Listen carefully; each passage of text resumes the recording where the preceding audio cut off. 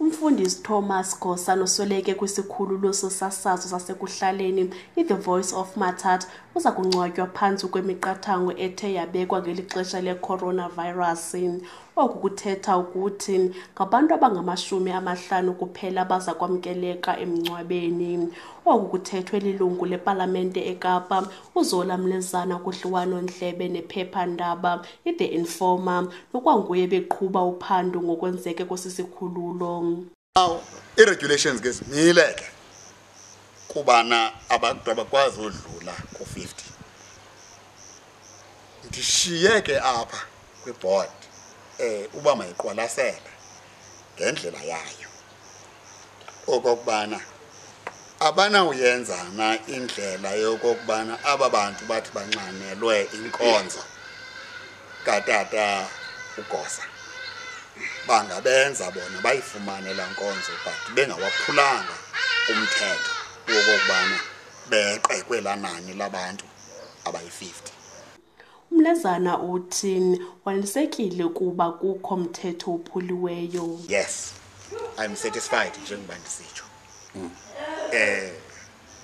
Even looking at nalento yale social distance, because njengoba ndisitsho, fortunately most ndiyabona uba isikhululo much as uba bebe-recorda apha live bebenazo nee-videos ndiyabona ke for their own zezi bandibonisa zona.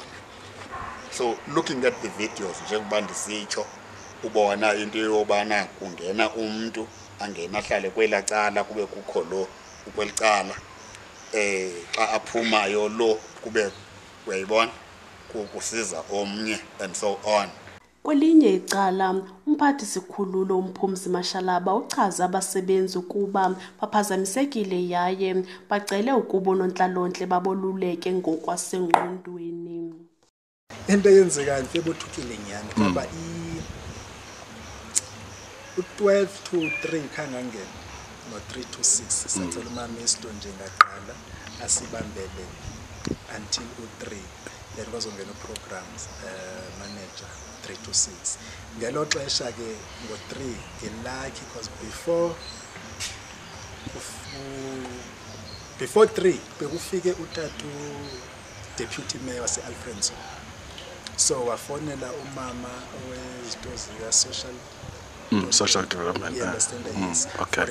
Social workers. So weza ke social worker u3 okay. So and naye umama lo iboss yabo weza so bathi baba u4 so sayenza lo counseling naba bebekhona at the same time futhi sisaphelele basibe khona isiyenzayo futhi next week for everyone. Kwindaba The Informer online elamigama ndingumathabo Phahlane.